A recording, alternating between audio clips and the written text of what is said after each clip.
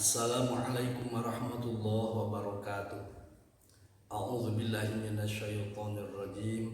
Bismillahirrahmanirrahim. Alhamdulillahirabbil alamin. Alhamdulillahilladzi arsala sayyidana Muhammad rahmatan lil alamin. Asyhadu an la ilaha illallah al-malikul haqqul mubin. Wa asyhadu anna sayyidana Muhammadan abduhu wa rasuluhu as-shadiqu wa'dil amin. Allahumma sholli wa sallim ala sayyidina Muhammadin sallallahu alaihi wasallam wa ala alihi wa ashabihi wa azwajihi wa ahli baitihi wa dzurriyyatihil kiram ajmain. Qala Allah Ta'ala fi muhkamil mubin wa huwa asdaqul qailin wa bi qawlihi yattaqil muttaqun wa bi qawlihi yahtadil muhtadun. A'udzu billahi minasyaitonir rajim. Wa innaka la'ala khuluqin azim. Wa qala nabiyyu sallallahu alaihi wasallam la yu'minu ahadukum hatta akuna ahabba ilaihi min nafsihi wa waladihi wa walidihi wan nasi ajmain. Al hadis. Amma ba'du, hadratul mukarramin, para pendengar, para pemirsa yang sangat kami hormati, alhamdulillah wa syukur ala ni'amillah. Dalam kesempatan yang sangat singkat ini saya akan mengutarakan atau menyampaikan beberapa hal yang berkaitan dengan adanya ihtifal atau memperingati akan kelahiran baginda Rasulullah sallallahu alaihi wasallam, atau yang lebih populer dalam bahasa Sunda sering kita dengar acara mauludan. Kata maulud ataupun maulid pada intinya adalah sama, cuma ada perbedaan. Kalau maulud yang diperingati adalah orang yang dilahirkan, karena singkatannya dari kata waladah yalidu wiladatan, bahwa walidun wadaka mauludun. Sementara kalau kita sebut maulid adalah yang kita peringati waktu yang waktu dilahirkannya baginda Rasulullah SAW. Hadirin pendengar yang berbahagia, yang menjadi acuan dalam masalah peringatan Maulid, intinya kita bersyukur kepada Allah Subhanahu wa taala akan kelahirannya baginda Rasulullah SAW, di mana beliau adalah salah satu wasilah, salah satu perantara, salah satu sebab akan adanya alam semesta beserta adanya kita makhluk semesta ini. Apa sebabnya? Dalam salah satu hadis yang diriwayatkan dari Sayyidina Jabir radhiyallahu taala anhu, ketika beliau bertanya kepada baginda Rasul tentang apa yang paling pertama Allah ciptakan di muka bumi ini atau di dunia ini, beliau bersabda, ya Jabir, awwalu ma khalaqallahu ta'ala qablal asya nura nabiyika. Wahai Jabir, bahwa sesungguhnya yang paling pertama Allah ciptakan sebelum ada sesuatu apapun di dunia ini adalah nur nabiyika, cahaya nabimu. Panjang hadisnya, dari cahaya beliaulah, karena pada kesempatan itu belum ada aras, belum ada surga, belum ada neraka, belum ada malaikat, belum ada manusia dan makhluk-makhluk yang lain. Adalah yang pertama Allah ciptakan cahaya baginda Rasulullah sallallahu alaihi wasallam. Sehingga dengan meneliti atau menelaah ungkapan hadis tadi, baginda Rasul adalah sebagai wasitatul uzma, asbabul mawjudat, adanya segala sesuatu di muka bumi ini atau di dunia ini adalah dari nur baginda Rasulullah sallallahu alaihi wasallam.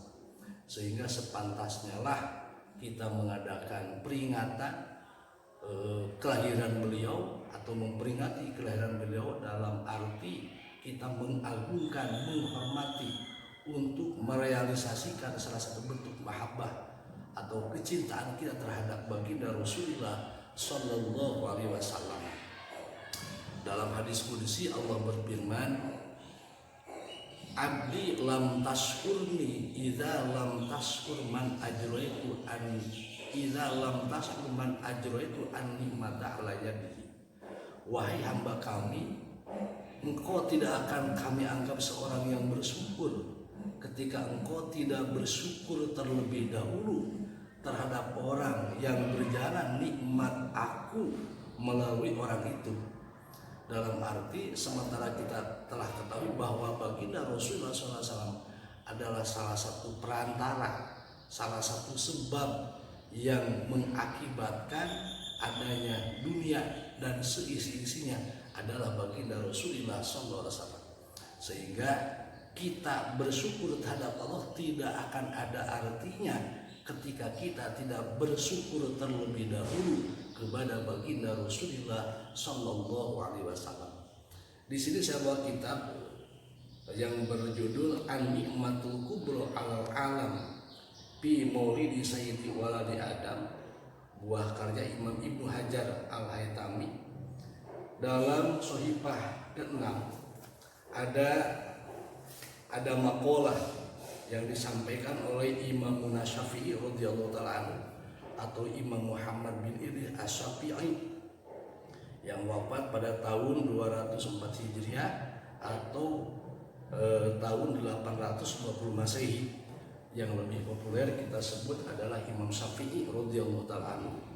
Beliau seorang mujtahid mutlak, beliau seorang mujtahid mudawan yang menjadi acuan dari salah satu mazhab yang empat, di mana beliau berkata, Imam Syafi'i radhiyallahu taala anhu, man jama'a li maulidin nabi sallallahu alaihi wasallam ikhwanan wa hayya'a ta'aman wa akhlaq makanan wa amila ihsanan wa sara sababan li qiraatihi ba'athahullahu yaumal qiyamah ma'as-siddiqin wa syuhada wa sholihin wa yakunu fi jannatin na'im.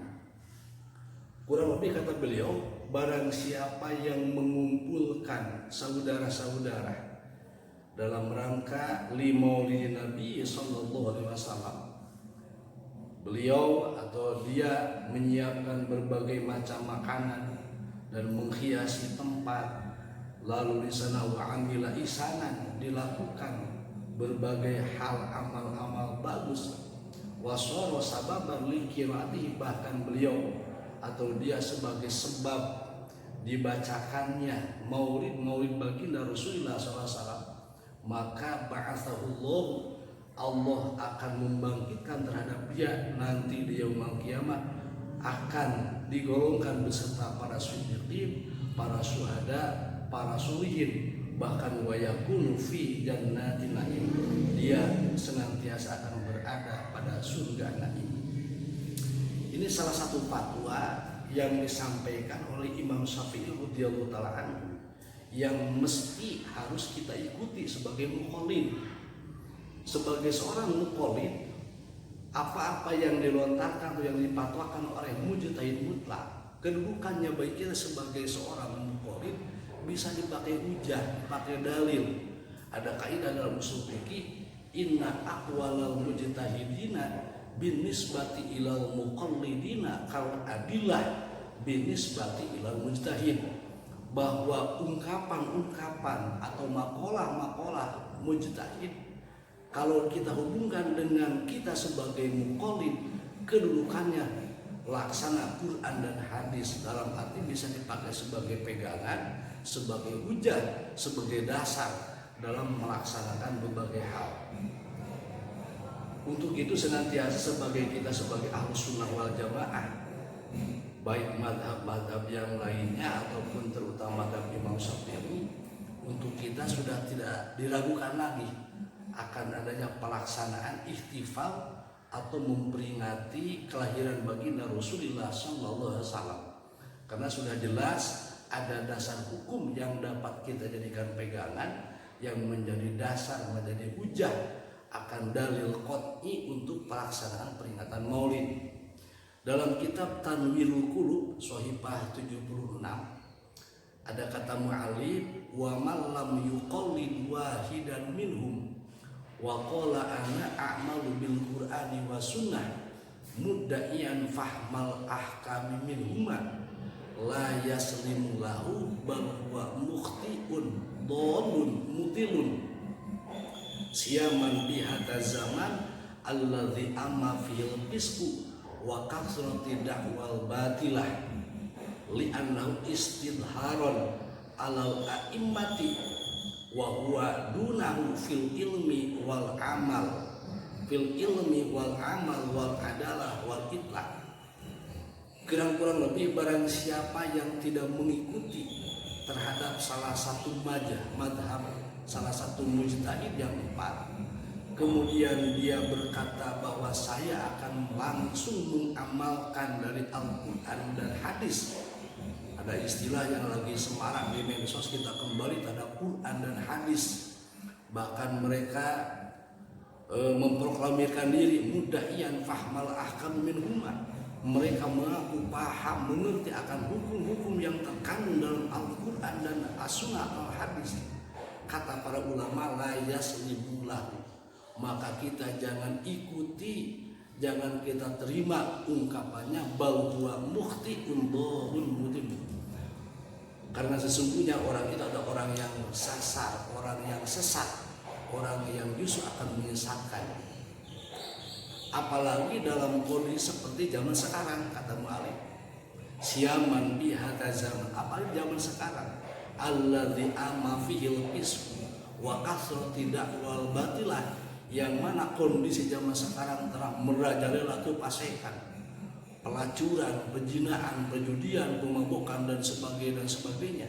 Wa kasrati da'wal batilah, bahkan sekarang lagi tumbuh menyebar di mana-mana dakwah batilah, dakwah yang batil, yang tidak menggunakan metode baginda Rasulullah SAW. Kita simak dalam medsos banyak sekali ungkapan seorang mubaligh yang dakwahnya hanya mengujar, hanya menyampaikan ujaran-ujaran kebencian, ujaran-ujaran fitnah, bukan merangkul tetapi memukul, bukan membina tetapi menghina dan sebagainya.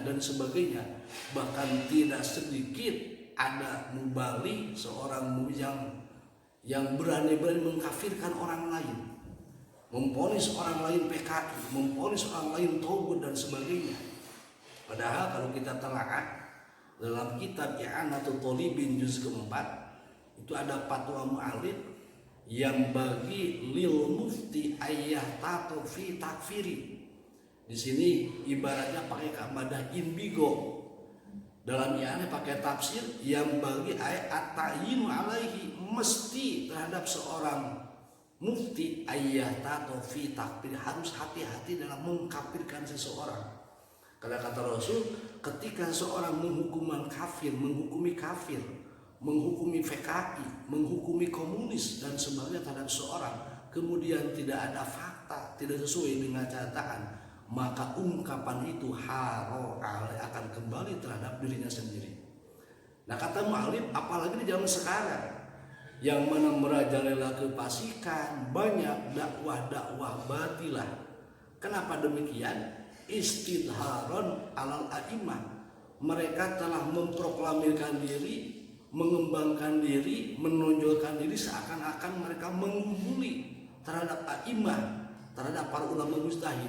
Padahal hakikatnya wa huwa dunahu, padahal mereka sangat jauh di bawah para mujtahid fil ilmi, dalam disiplin ilmunya. Siapa orangnya seperti sekarang?